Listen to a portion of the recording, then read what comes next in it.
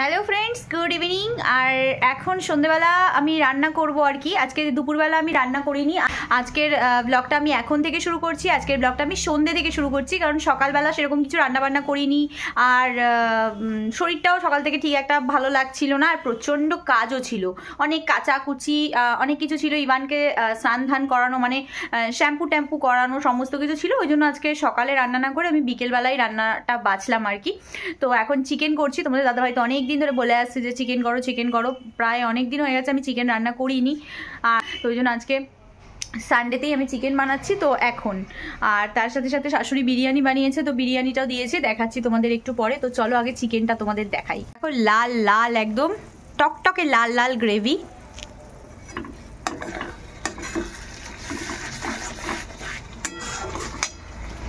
আর তার সাথে এখানে রয়েছে এই যে চিকেন। আর আজকে এই সানরাইজের চিকেন কারি মশলাটা দিয়ে আজকে চিকেনটা বানাবো। আমি দিয়ে দিয়েছি এর মধ্যে, এবার ভালো করে কষবো। যত কষবো তত ভালো টেস্ট আসবে যে কোনো রান্নাতে, এটা চিকেন বলে না। আর কালারটা দেখেছো, দারুণ হয়েছে কিন্তু, লাল টকটকে বলো।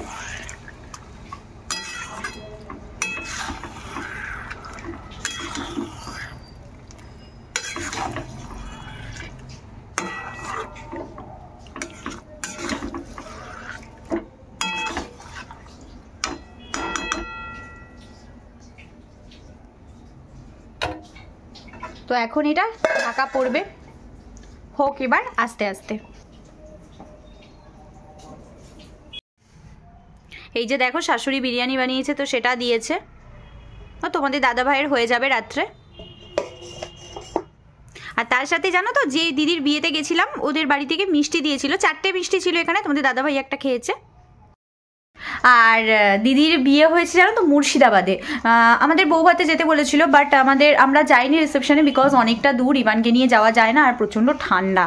তো আর আমি এমনিতেই খুব শীত কাতুরে, আমার পক্ষে এত দূর শীতে কোথাও বেরোনোটা খুবই ডিফিকাল্ট, তা সেই জন্য যাইনি। দেখো চিকেনটা এখন দারুণ পর্যায়ে চলে এসেছে।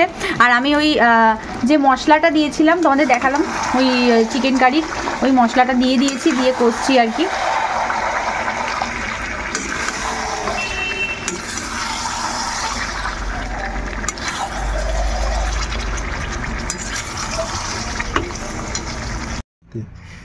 তো তোমাদের দাদাভাই একটু টেস্ট করতে বসেছে বিরিয়ানি, তা বললাম বেশি করেই খাও, মুখটা তোলো। বলছে না, পরে খাবে।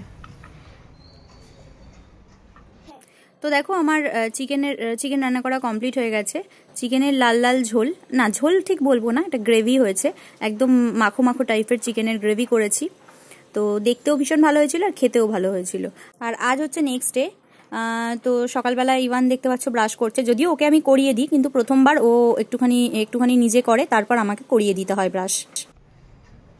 Twinkle twinkle little star, how I wonder what you are.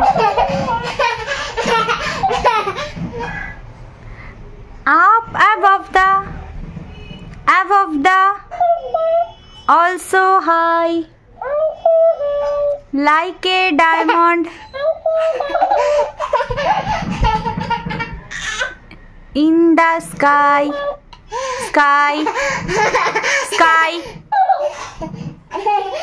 ওই বাবা, ঘুম থেকে উঠে কি খুশি ইভান। ক্যাকটাস পে একটু ক্যাকটাসকে আদর করে দাও, চুমু দাও। লম্বা পাটে আছে সব। ওরে বাবা, ওরে বাবা, খুশি, হ্যাপি ইভান? তোমার ওটা শুধু তোমার। এটা আদর করে দাও, চুমু দাও। তোমরা দেখতেই পারছো সকালবেলা উঠে ইভানের মুড কিন্তু একদম ফ্রেশ। যেদিন রাতে ও খুব ভালো ঘুমায় না, মানে সারা রাতে আর ওঠেই না, খুব ভালো ঘুমায়, সেদিন সকালবেলা, মানে পরের দিন সকালবেলা আর কি ওর মুড কিন্তু বেশ ফ্রেশ থাকে। আর যেদিন রাতে একদম ঠিকঠাক ওর ঘুম হয় না, সেদিন বড্ড মুড ওর খারাপ থাকে। আবার বেলায় ঘুমালে তারপর ওর মুড ঠিক হয়। আমি জানি না যে তোমাদের সবাইকার বাচ্চারা এরম করে কিনা। তো ইভানের এই প্রবলেমটা হয়। বড়দেরও আমাদের অবশ্য ঘুম ঠিক না হলে মাইন্ড ফ্রেশ হয় না, সেরকমই একটা ব্যাপার ওর ক্ষেত্রেও। ওর ক্ষেত্রে মানে আমারও মনে হয় যে সব বেবিদের ক্ষেত্রেই হয়তো সেমই হবে। তা যাই হোক, ওর তো দেখলে যে ব্রাশ ট্রাশ সব কিছু কমপ্লিট হয়ে গেছে ওর। এবার ওকে খাওয়াবো। আর এখনো দেখো বিছানা টিছানা কিছুই ক্লিন করা হয়নি, কারণ ইভান একটু মজা করছে আর ওর বাবা এখন কাজেও বেরোবে, তো সেই কারণে ভাবলাম ওর বাবা বেরিয়ে গেলে তারপরে বিছানাটা খালি গুছাবো। এমনি ওর বাবা বেরোনোর আগে মোটামুটি যা যা কাজ থাকে ওর বাবাকে খেতে দেয়া, মানে ঘরটা ওর পরিষ্কার করা, দুয়ারে জল দেয়া, সেগুলো আমার সমস্ত কিছু কিন্তু কমপ্লিট হয়ে গেছে। বাকিটা তো মাসি এসে করবে। আর এদিকে ইভান দেখো ওই যে কি বদমাইশি, কি খেলা ওর। আর আজকে জানো তো একদিকে ভালো রান্নার ছুটি, ভাতও রয়েছে। ওই যে তোমাদের বললাম কালকে শাশুড়ি বিরিয়ানি দিয়েছিল, তোমাদের দাদাভাই অল্প বিরিয়ানি খেয়েছে মোটামুটি, বেশ বলছে আর খাবেন। আর আমি এইটুকু মতো ভাত খেয়েছি, আমি এইটুকু মতো ভাত আর কি অল্প খেয়েছি। তো একদম পুরোপুরি ভাত ধরা আমাদের দুপুরে হয়েও হয়তো রাতে অল্প থেকে যাবে। আর চিকেন রয়েছে ব্যাস। আর কালকে দুপুরবেলা একটু জানো তো ওই আমি ডিমের ঝোল করেছিলাম নিজের জন্য, তার সাথে বিট আলু গাজর টাজর ভেজেছিলাম, তা ওইটা রয়েছে। তা ওগুলো দিয়ে আমাদের দুপুরে আর কি হয়ে যাবে। তো আজকের জন্য রান্নার ছুটি। এই যে দেখো এই যে বিরিয়ানিটা রয়েছে, এই বিরিয়ানি বলছি সরি, এখানে ভাতটা রয়েছে আর বিরিয়ানির এই একটা ডিম রয়েছে, একটা তোমাদের দাদা খেয়েছে আর একটা রয়েছে। আর চিকেনটা পুরোই ধরা আছে। এই যে বললাম গতকাল রাতে তোমাদের দাদা ভাই আর কি বিরিয়ানিটা খেয়েছে আর আমি অল্প একটু ভাত খেয়েছিলাম, তো সেই কারণে চিকেনটা পুরোটাই ধরা রয়েছে। তো চিকেনটা এখন এখানে একটু গরম করে নিচ্ছি, আবার দুপুরে খাওয়ার আগে আর একটু গরম করে নেবো। গতকাল একটু মেঘলা ওয়েদার ছিল, তাই সেই কাঁচাগুলো না জমে গেছে, কাচতে দেওয়া হয়নি, তাই ভাবলাম আজকে কাচাকুচিগুলো কমপ্লিট করে নিই। তা ওই জন্য কাচতে বসিয়ে দিলাম। আর ইভানেরগুলো আমি হাতেই কাচবো আজকে। তা চলো কাছাকাছি কমপ্লিট করে এসে তারপর দেখা করছি স্নানের পর। তো স্নান সেরে চলে এসেছি।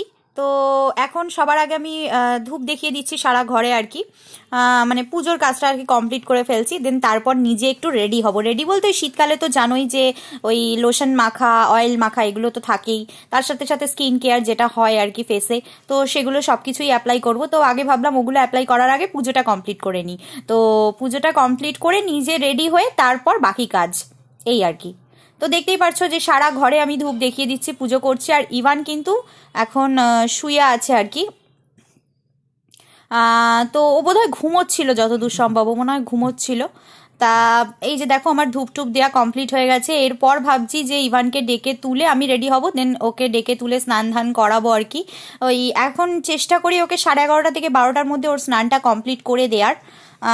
একটু ঠান্ডাটা অনেকটাই কমেছে আগের তুলনায় আর কি। মাঝখানে যে একদম অনেক ঠান্ডা ছিল সেই ঠান্ডার তুলনায় এখন ঠান্ডাটা যেহেতু একটু কম আছে, তো প্রবলেম হয় না। যদিও ইভান স্নান করতে ভালোবাসে, তো ওর ঠান্ডা কি গরম কি ও কোনো প্রবলেম করে না স্নান করতে। আমার মানে খুব একটা সমস্যা হয় না ওর স্নান করানো নিয়ে।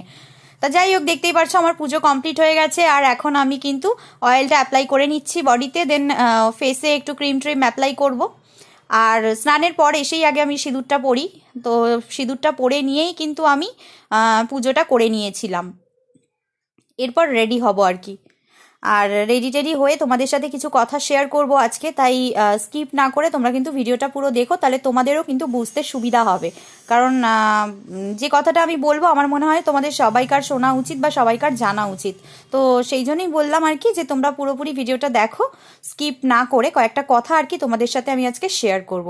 যে কথাটা মানে আমার সব কথাই আমি তোমাদের সাথে শেয়ার করতে পারলে আমার নিজেকে অনেকটা হালকা মনে হয়। তো সেই জন্য ভাবলাম যে অনেকদিন ধরে ভেবেছিলাম কথাগুলো শেয়ার করব না, বলবো না এরকম টাইপের, কিন্তু তারপর ভাবলাম না এবার বলতেই হবে, না বললে একদমই হচ্ছে না, একদমই চলছে না। তো সেই কারণে ভাবলাম যে না চলো আজকে তোমাদের সাথে কথাগুলো শেয়ার করাই যাক।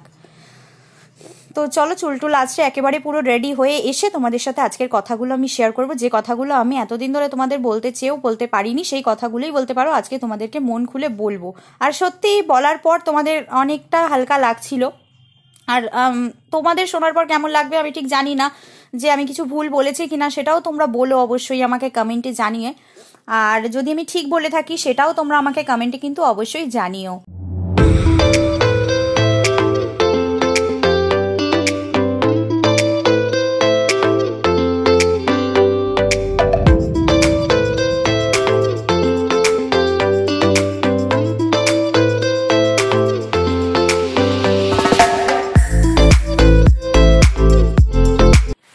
স্নান ধান করে চলে এলাম, আর ইভান এখন ঘুমিয়ে পড়েছে, তাই ইভান উঠলে ওকে স্নান করাবো। অ্যাকচুয়ালি দুধ খেতে খেতেই ও ঘুমিয়ে পড়েছিল, তা ভাবলাম আমি আমার যে বাকি কাজগুলো রয়েছে সবকিছু করে নিই, করে টোরে আমি স্নানটা করে আসি। তো স্নান করে দেখলে আমার পুজো কমপ্লিট হয়ে গেছে। দেন আমি একটু রেডি হয়ে নিলাম। আর এখন আমি কথা বলবো কয়েকটা, যেগুলো তোমরা আমাকে প্রায়শই কমেন্টে বলো, যেটা আমি মানে শুনে ভাবি যে হাসবো না কি করবো আমি নিজেই বুঝতে পারি না। আমি তোমাদের দাদাভাইয়ের সাথে বলি যে মানে এরা বলে কি করে। তো অনেকদিন ধরে ভেবেছি কথাগুলো তোমাদের বলবো না, ভেবেছি ঠিক আছে ইগনোর করে যাব, কিন্তু দেখছি যে প্রত্যেকটা ভিডিওতে মানে আমার পার ভিডিওতে বলতে পারো একটা দুটো করে কমেন্ট থাকে হেয়ার কাট করো, মানে পার ভিডিওতে একটা দুটো করে কমেন্ট থাকে হেয়ার কাট করো। তোমরা বলো কি করে বলো তো? আমি কিন্তু সবাইকার কথা বলছি না, আমি বলছি যারা শুধু হেয়ার কাট করার কথা এখন বলছো। রিসেন্টলি আমি হেয়ার কাট দিয়ে দিয়েছি, রিসেন্টলি হেয়ার কাট দেওয়ার পর আমি কি করে আবার হেয়ার কাটটা দেবো। দেখতে পাচ্ছ তোমরা আমার চুলটা কতটা বড় ছিল। আমি ফার্স্টে নিজের ইচ্ছে মতো আমার হেয়ার কাট করেছিলাম যে নিজের লুকটাকে চেঞ্জ করব বলে। ভালো হয়েছে, তোমরা ভালো রেসপন্স করেছো, ভিডিও আমার ভাইরাল হয়েছে। তো সেই কারণে আমি ভাবলাম যে ঠিক আছে তোমরা আরও যখন বলছো তোমাদের ইচ্ছার খাতিরে আরেকবার হেয়ার কাট করি। সেটাও আমি দেখলাম যে হ্যাঁ তোমরা ভালো, আমি অবশ্যই বলবো। কিন্তু তোমরাই বলো যে একটা বাড়ির বউ হয়ে একটা বাচ্চার মা হয়ে আমার পক্ষে কি পসিবল সেটা করা? কখনোই নয়। তোমরা কি তোমাদের মা বোনকে করাতে পারবে বা নিজের ওয়াইফকে করাতে পারবে বব কাট, নেপ সেপ? যখন পারবে না তাহলে অন্য কাউকে কেন ফোর্স করো, অন্য কাউকে কেন বলো? অন্য কিছু কমেন্ট করো, অন্য কিছু বলার থাকলে বলো। যে ভিডিওতে কমেন্ট করছো সেই ভিডিও পারপাস কমেন্ট করতে থাকো। তো এইরকম ভাবে তো ভালো লাগে না বলো? প্রত্যেকটা ভিডিওতে আমি সত্যি কথা তোমাদের বলতে চাইনি, কারণ আমি কখনো কারোর মনে দুঃখ দিতে চাই না, কাউকে কেউ খারাপ ভাবুক আমাকে, আমি সেটা চাই না।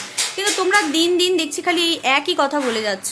একবার হেয়ার কাট করার পর বছরে একটা মেয়ে কবার হেয়ার কাট করতে পারে? তাও সে যদি আবার বিবাহিত হয়। বিবাহিত অবিবাহিত নিয়ে আমি বলবো না, ম্যারিড আনম্যারিড হতেই পারে, সেটা তার রুচি, কিন্তু আমার রুচিতে এতটা বাধে না।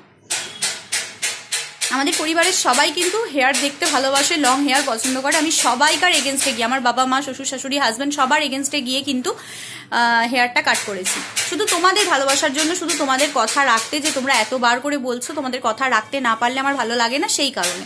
কিন্তু তোমরা বলো এগুলো কি ঠিক? আর আমি বারবার বলছি, আমি কিন্তু সবার উদ্দেশ্যে বলছি না, যাদেরকে বলেছি তারা বুঝে গেছে, যারা এই ধরনের কমেন্টগুলো আমাকে করে তারা কিন্তু বুঝে গেছে। সুতরাং তোমাদের সবাইকে অনেক অনেক ধন্যবাদ। আমার হেয়ার কাট ভিডিওতে যারা যারা দেখে রেসপন্স করেছো, খুব ভালো বলেছো, তাদের জন্য। আর যারা আমার লাইফস্টাইল ভিডিও দেখো, যারা আমার ছেলেকে দেখতে চাও, যারা আমার ভিডিও দেখতে খুব পছন্দ করো, আমি ভিডিও না দিলে তোমরা বারবার বলো যে প্লিজ রেগুলার ভিডিও দাও, বা দিদি তুমি সুস্থ আছো কিনা, তো তাদের উদ্দেশ্যে অসংখ্য অসংখ্য ধন্যবাদ। আমি আবারও বলছি, তোমরা সবাই না, তোমরা অনেক ভিউয়ার্স আছো যারা আমাকে খুবই ভালোবাসো, আবার কেউ কেউ আছে এই ধরনের কমেন্টগুলো করো। তাই প্লিজ এই কমেন্টগুলো না করে যদি আমার ভিডিওগুলো দেখতে পারো তাহলে দেখো, আর ভাবেই আমার পাশে থাকো। তো ভেবেছিলাম তোমাদের কথাগুলো বলবো না, কিন্তু না বলেও থাকতে পারলাম না, তাই বললাম। তো আশা করি আর এরপর থেকে এই ধরনের কমেন্টগুলো আমার কাছে আর আসবে না। তো তোমরা অন্য কিছু কমেন্ট করো, আমার ভিডিও ভালো লাগলে বলো, না ভালো লাগলেও বলো, কোথায় কিছু ভুল হয়েছে সেটা আমাকে ধরিয়ে দাও, আমি মাথা পেতে নেব। কিন্তু এই ধরনের প্লিজ আর হেয়ার কাট নিয়ে কিছু বলো না। হ্যাঁ হেয়ার কাট নিশ্চয়ই করবো, আগে এই হেয়ারটা তো বড় হতে দাও, তারপর আমি হেয়ার কাট করবো। তো এখন এই হেয়ারটা এতটা ছোট, এর মধ্যে আমি বব কাট কেন করবো? আর বব কাট কেনই বা করবো? আমার তো রুচিতে আসছে না। আমার নিজেরও তো একটা রুচি, একটা পছন্দের ব্যাপার আছে না। তো ঠিক আছে, আজকে অনেক কথাই বলে ফেললাম, তো চলো পরে আবার দেখা হচ্ছে।